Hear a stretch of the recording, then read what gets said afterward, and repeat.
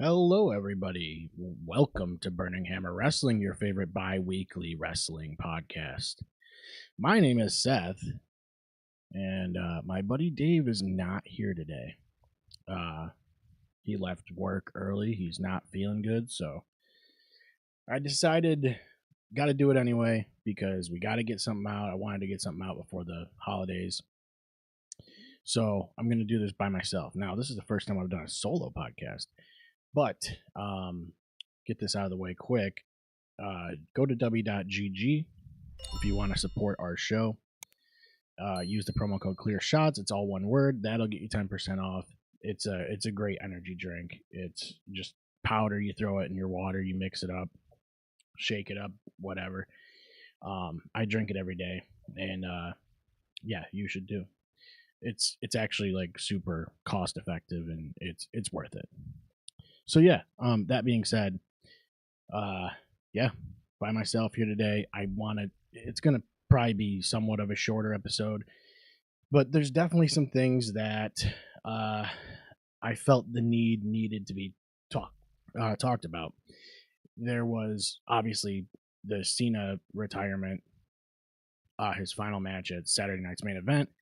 That was clearly a big deal. Um, so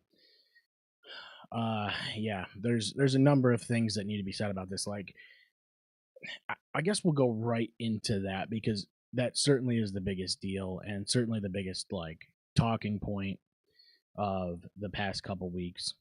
Um, Cena Gunther, and the match. I thought the match overall was pretty good. I think the biggest thing that we really saw was the chirping online, and that's going to come with just about any match or especially if it's a retirement match, right? So like it's a retirement match.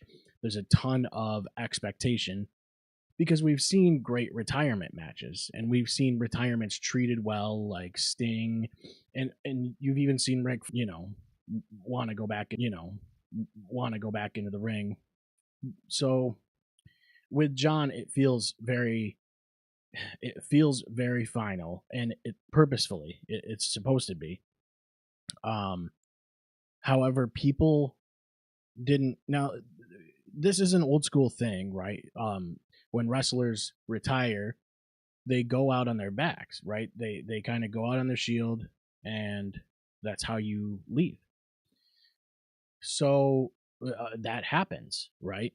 And it's so odd to me because all these people we had for a long time, even just this past year, Gunther was a fan favorite in a lot of ways. A lot of people were behind Gunther and wanted him to get a push, and he did, and he became a world heavyweight champion. But then I think when you have a situation where the expectations are really high for someone like John Cena, and you have Gunther beat him, you're naturally people are going to get upset. It just is the case. But me, I personally, I didn't. I thought this was the only way you could book this. It just felt like it was the right move for so many reasons. But and I think one of the main criticisms is like, obviously Cena taps, which he's only done a handful of times in his career, but like it was designed to be a story. I think people are missing the whole thing. It's the way Cena did this, and you could even see like the way he portrayed the whole thing. He smiled and tapped out because it's a symbolic finish basically.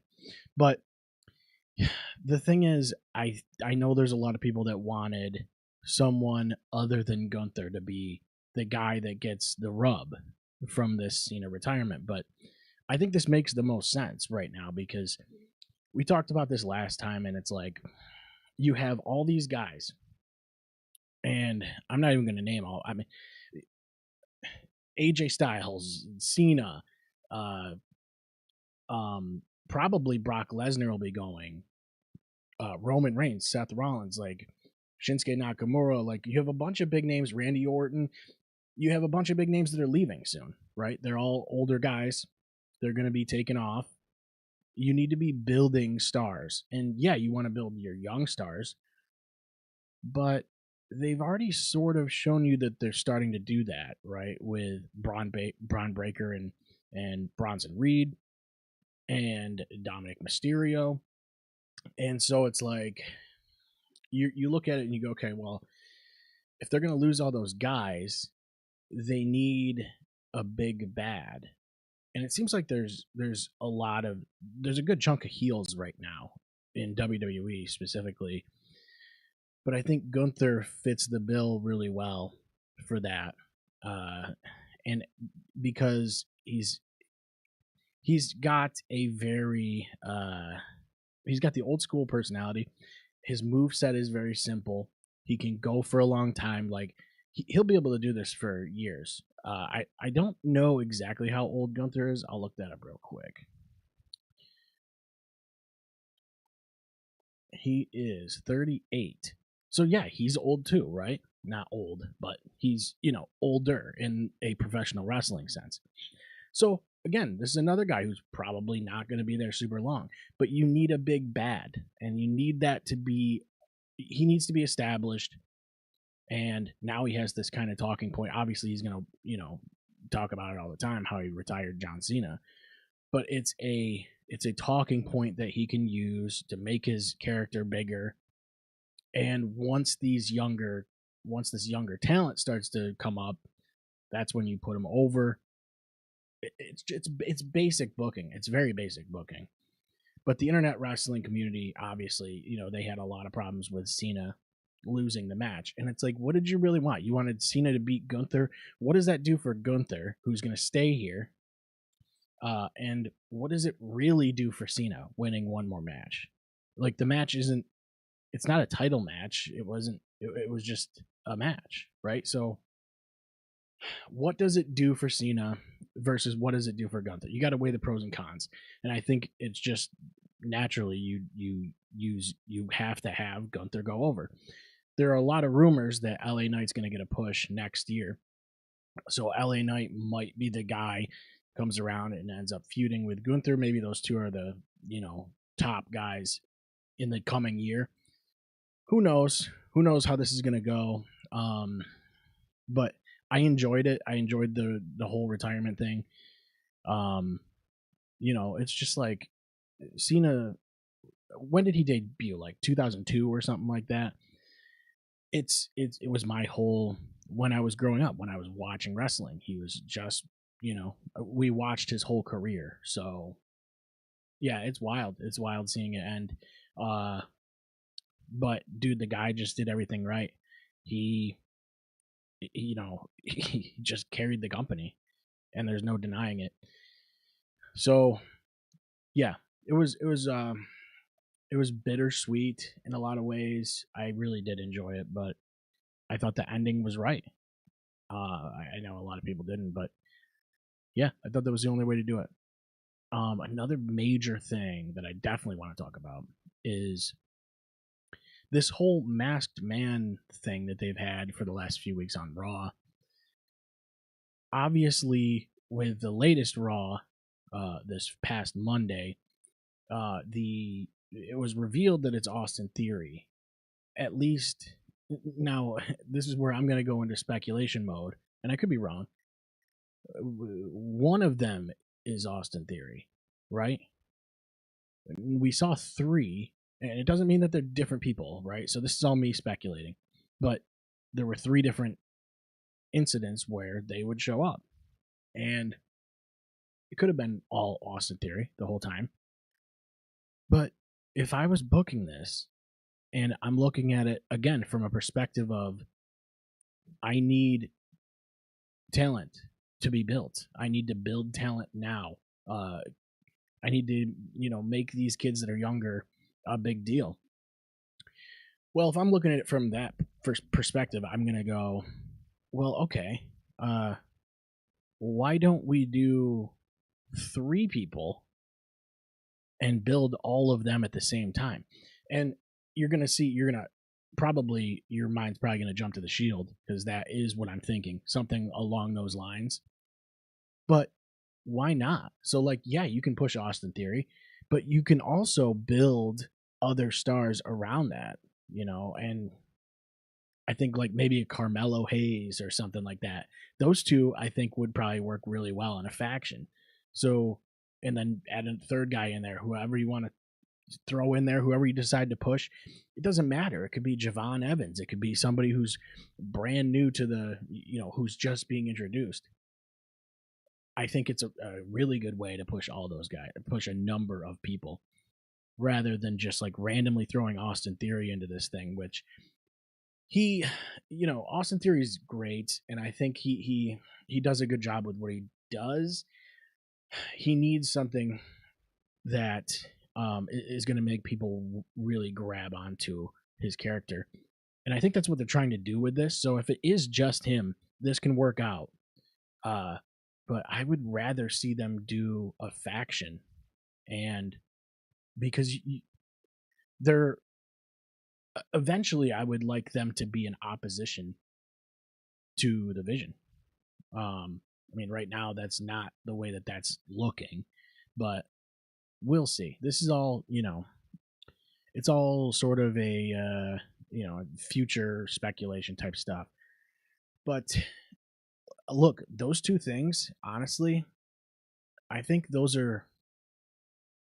So I was thinking about it like today. I went on Reddit and there was a thread that was like, what was looking at 2025 in review, what would you give WWE in a like 1 to 10 rating, like how good it was and like how entertaining, like overall, just how much did you enjoy WWE out of 10 this year from January to the end of the year? And most people said anywhere between like 4 and 6. I saw a couple 7s. And to me, that's not good enough. Like, that is not good enough. I especially when you have these deals that you're making with ESPN, you got Netflix. I mean, it's like the era of the deals, basically, is what's happening right now. They just keep making these crazy deals. And so yeah, you got to please these people. They want to see these high numbers. And when your product isn't good, and when people think your product's a 4 out of 10 or even a 6 out of 10, I don't think that's good enough, personally. And was reports of ESPN talking about how they might not be happy with numbers. No one knows if any of that's true. That's obviously like internet speculation. You see so much of this stuff online where it's like breaking news. Like I saw one today. It said breaking in the background, right? And it's a picture of Chris Jericho. And you're like, oh, what? There must be some kind of confirmed news that Jericho, as per sources, Jericho's going to make a Royal Rumble return. And it's like, okay, but yeah, you can say that, but what are your sources? You can't just say as per sources and have that be. You can't even, like, when you put breaking behind it, it gives you this impression that you're breaking news, and you're not. It's literally speculation until you can provide sources for where you heard this. That kind of stuff is all over the place. It's really, really irritating. So when you see the ESPN deal and you read things like that, what are the sources? ESPN isn't really coming out and putting out a tweet and saying, we're not really happy with WWE's numbers. You know what I mean? That's not a thing they're going to do. Number one, you can't. Like, you definitely can't do that. And, I mean, number two, just that. I just think it's one of those things where the fans know the product is not good. The fans know the product is. I'm not going to say not good. I'm going to say it's subpar. It's below where it should be. And so I think that there just needs to be something that they can do to pivot. And I think the main reason, going back to the year in review thing, is you had this entire 2025, and and it didn't feel like there was much that really happened. What were the major storylines? Ask yourself that. What were the major storylines in WWE's product on their main brands that were that just happened throughout the whole year that you were invested in? What were the main storylines? Was there two? Was there one? Was there three? I don't know. I really think that I can only really think of two major storylines throughout the entire year that had like a real draw to them, and that would be John Cena's retirement, which it really felt like they drew it out really, really long, and it was almost the entire year. So now you have all this anticipation. I think that's another reason that people were upset with the finish and the way John went out. But you also have the Vision storyline, which that's been pretty good. I haven't been mad at that. But those are the two, right? Like what's the other one? What is it? I mean, I could not for the life of me tell you what the next biggest storyline is. Because what is it? The Judgment Day? Is it Stephanie McCurr? I mean, because the Judgment Days things all that's all been stalled for, I mean, close to a year, and that has to do with injuries and things like that. So is the Vision. Obviously, that has to do with injuries, and that's unfortunate. But the product and the creative needs to learn to pivot. So it's just things I've been thinking about watching the last few weeks, because man, Raw has just been a drag. And then you have like Triple H saying like, "Oh, that this week's Raw is gonna blow you away or whatever. It's gonna be what was it, explosive or something," he said. And then it was just this past week's Raw. What happened? What was the big moment on Raw? Right? What was it? It was Austin Theory's reveal.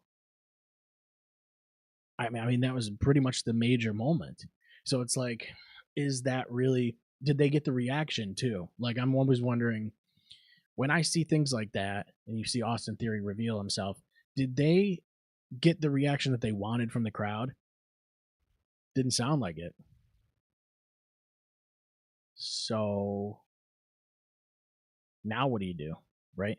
I mean, you got to roll with it. But I think they were expecting the crowd to be more excited that Austin Theory was going to be that central character in whatever they're planning. So, yeah, a number of things that I've been thinking about recently. Um, I don't know. I thought, I honestly thought Saturday night's main event was great. Um, but like, if you're looking at the whole year in review again, it's like, I think the best show of the year was Crown Jewel Perth. I mean, just off the top of my head, I would say that might be the best show I saw all year that they put out, that WWE put out. But Saturday night's main event, um, I thought was a good show, like overall. Um, I thought Oba Femi looked. I mean, I thought he looked really good against Cody. All of his moves had intent behind him. They had character behind him. Like the way, just everything. The way he carried himself. He looked like he was ready to be there. And I think he is. And he also, it's so easy for someone like Oba to be a presence in the current state of WWE. There's a lot of big guys, but he has this power move set that's just kind of it's unique, but also not, and it's not overly complicated. But he just does it so well. So I was really impressed uh, with Oba, for sure. I thought the finish was really dumb. Um, yeah, because McIntyre came in and yeah, I would have rather seen a competitive match. I would have rather seen Cody beat Oba. Like, yeah, that's fine. Like, I see why. Here's the thing. I see why he does this. I see why the booking does this. Triple H or whoever's booking these matches specifically. I see why they do it, right? Because you don't want Oba to win. You can't just have him come in and beat Cody Rhodes, your current champion, right? Obviously. So that's a no. You can't have Cody beat Oba because you have a debuting NXT talent that you want to show off and you want to make him look strong. So you can't necessarily have Cody pin him 1, 2, 3. So they have Drew McIntyre come in, and it's like, okay, cool. Now there's a Drew McIntyre Cody Rhodes feud that's gonna branch off, and it's gonna be like a major thing, right? No, probably not. It's just gonna disappear because that's what happens. These interferences happen all the time. They come in like there's a non-finish, and so attacked so and so. Okay, well, what is the fallout from that? What happens the next week? Someone was talking about this recently.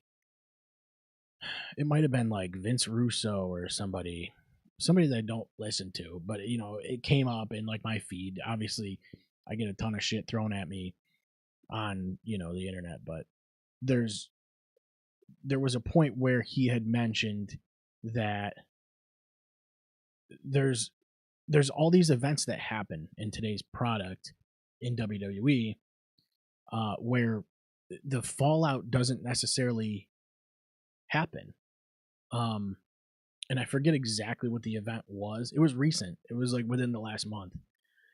But he was questioning why, like, there wasn't immediately on Raw after a you know advancement to the story. So when you see McIntyre attack Cody and kill the match, now you expect immediately on SmackDown, which is tomorrow, you should see Cody Rhodes and Drew McIntyre. That should be a feud. That should probably go to WrestleMania or something like that, because we're starting to come up on WrestleMania season here. So we need to start thinking about that, because you got to start putting matches together, coming up with feuds that are going to be able to be built into a big deal match for WrestleMania. So I don't know. It's tough. Like I feel like they used to be able to build every WrestleMania match. There was a point where like every match I was like somewhat excited for, But the past few years, there's on a show like WrestleMania, there shouldn't be filler matches, is what I'm trying to say. There shouldn't be filler matches. They should all have a purpose. And I think WrestleMania 40 did a good job of that. I think most of those matches had a reason that you wanted to see it. And yeah, last year I didn't feel the same. There was a couple matches where I was like, I don't know. Okay. What does it really mean? What does it matter? You need these things to matter. That's the bottom line there. Is you need the matches to matter. So, yeah, I would like to see hopefully I'm wrong here and they actually do have a McIntyre Cody thing that follows this up, but it's just it's like a microcosm of the whole thing. Like, this is just one example I'm giving, because it happens all the time, and you get all these non-finishes, and it just feels like nothing comes of the interference, and you want that to happen. Now again, it's like you can't have Cody just beat Oba, and it's like you could have a competitive match and still make Oba look good and lose. It would have to be a hell of a match, and you'd probably have to have more TV time for this, because I think, obviously the show was really just about Cena's match and making sure they had TV time so they didn't do what they did to Goldberg again. But yeah, I thought the match was good. I thought Oba looked great. So that's all I really got to say about that. Sol Ruka, really impressive too. She's great. She's really great. I think the one problem, and I think a lot of people criticize it, is some of her moves are very odd to set up. So your opponent has to be in a very awkward position for some of these moves, and it looks unnatural. So what needs to happen on the production side of things is the cameraman needs to not film Bayley bending over and like backing and looking up over her shoulder at the turnbuckle where Sol Ruka is about to jump, because she's just setting. I mean, it just makes it look bad. You have to have Bayley off camera for these kind of things. I think that's a production issue. Obviously, in the audience, you're going to see something like that. You're still going to be like, "That was stupid. She walked right into it on purpose." Yes, it's wrestling, but you still want like some suspension of disbelief where the moves need to flow in a certain way. And I think it has to do with that move that I don't know what her that finishing move's called. But um sometimes you need to be able to tell the story to get them in that position for the move to make sense. And sometimes it just looks awkward because they're just setting it up. I don't know. It just looked weird. It looked weird on TV. Javon Evans was great also on this show. Leon Slater is phenomenal as well. Those two, I think Javon might end up being a big deal. He's got a lot of charisma, and he's got an interesting personality. It's different, and there's this thing that NXT's doing so well, and it is creating personas. And it feels like you get so much more persona and character from these NXT guys, because like than you do on the main roster. It feels like everybody on the main roster is very meat and potatoes, bread and butter, you know. There's, guys that stand out for sure, but I think NXT, something about the developmental system forcing you to create a character so that you have a character. Something about that developmental system and them pushing you to be better at promos and have that character specifically, I think is creating a lot of good personalities. It's going to be really interesting when this NXT class comes up, and it looks like this event right here was a really strong gateway to say like, hey, these are the guys that are coming up, and they're coming up soon. And I wouldn't be surprised if they stick around. Like Javon's supposed to have another match on the main roster, I'm pretty sure. So like, yeah, you'll probably see these guys soon, and I'm excited for it because we need fresh blood in WWE desperately, I think. Yeah. So then, yeah, you had Cena, Gunther. Another thing I thought was interesting was Michael Cole called the Avalanche AA, the Avalanche or Super FU or Avalanche FU or something. That was cool. It's like a little thing, like this little callback, and I thought that was really cool, because that was Cena's finishing move was FU. Now that you think, it's like if you go back and think about that now, it's like, what? His move was called FU, and the STFU. That's crazy, dude. That is crazy. Well, there's a reason they changed it, but yeah, it was cool seeing Michael Cole say that. And yeah, again, I enjoyed Saturday night's main event. I thought that was the consensus. Honestly, I think the only thing people really had complaints about was the Cody Gunther finish, which I don't know. I don't agree with that. Two more major things that happened this week, and we'll wrap it up. I don't want to do a long episode. I'm just shooting the shit about wrestling because Dave couldn't make it this week. So, NXT. So Tia Hale, she's got a match with Blake Monroe, and it's for the NXT North American Women's Championship. Too long of a name for a title belt. Okay, let's change. Let's bring that down a couple words or something like that. Too many words. Tia falls onto a pin, right? And it's after like a senton off of the middle rope or something like that. She falls into the pin and kind of wraps her arm around Blake Monroe while she's on top. Now she's laying on top of her on her back.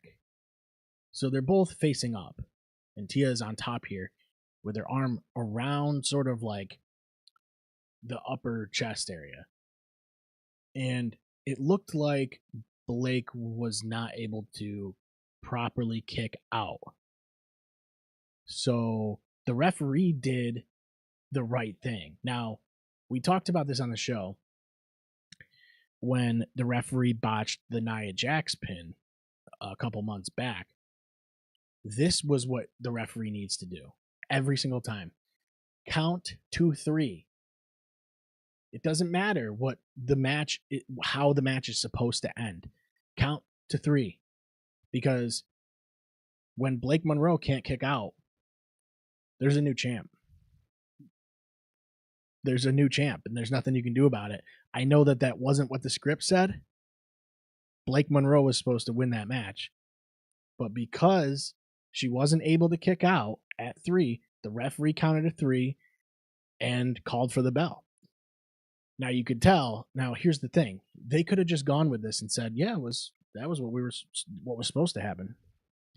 Well, the problem is they played Blake Monroe's song after the match, and there was a lot of confusion. It was quiet after this 3 count.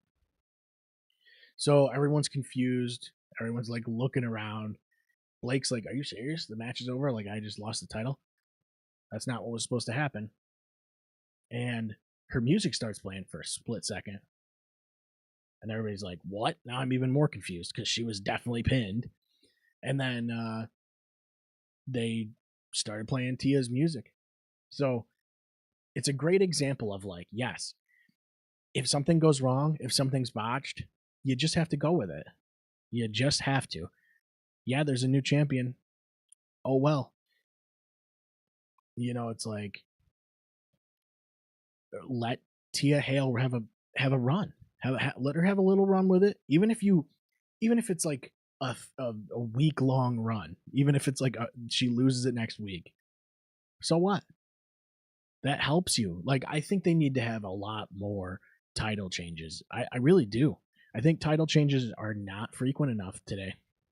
In any of these, in AEW, in TNA, in WWE, in any of these major promotions, I just don't think they change the titles enough. It doesn't make it look competitive when Cody Rhodes is the champion for so long, or Roman Reigns is holding it for however many days he had it. It just doesn't make the product look competitive. It doesn't make your major stars look competitive. You know what I mean? I think that's something that they kind of missed there. But that was really interesting. And again, I think that is what the referee should be doing. I think they should always be counting to 3. And whatever happens. If they get it right, they get it right. If they don't, they don't. And it's like, you just got to roll with it. You can't go, "Oh no, actually she had her shoulder up," or whatever. I don't know. So that's pretty much it. I also saw like that Mick Foley decided to he's going to not make any WWE appearances or whatever. And it's like, was he even doing anything with WWE? Like, what was he really doing? He had like a Legends deal, but he put out this huge like statement about how the like WWE supports the Trump administration or something, and it's like, oh, all right, well, okay. Like, I don't know, Mick. I like Mick Foley and everything, but when you let politics get into like something weird like that, and you're just like, I'm not gonna make any appearances, it's kind of whatever. Do what you want to do. I just thought it was an odd thing to come out and just act like WWE's part of the Trump administration or something. It's kind of a stupid game he's playing, but he's trying to make a statement. I get it. It is what it is.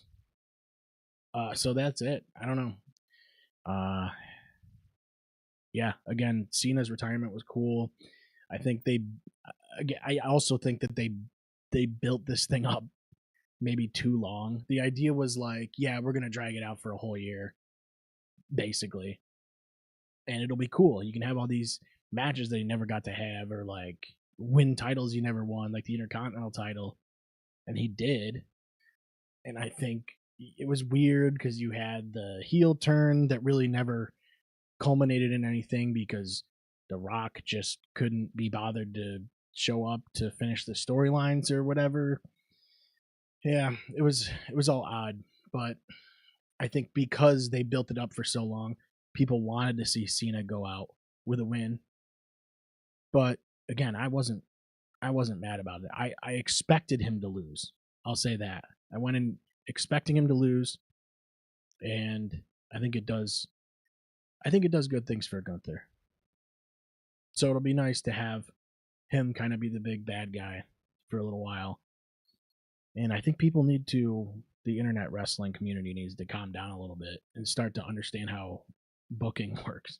It's just how it works. It's character development. You build a bad guy, you have him get beat by a good guy, and you just repeat the process. And sometimes the good guy loses.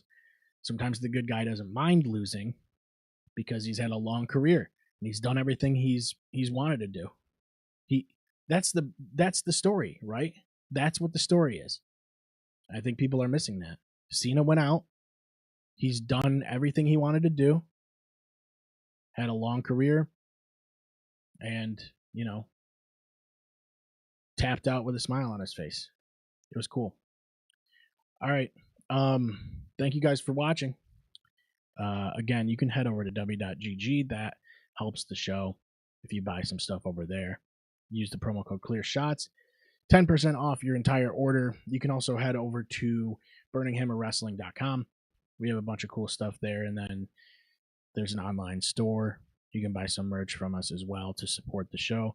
Like, subscribe, all that stuff. Follow us on socials. We'll be back in a couple weeks, and hopefully Dave will be here. Thank you, everybody.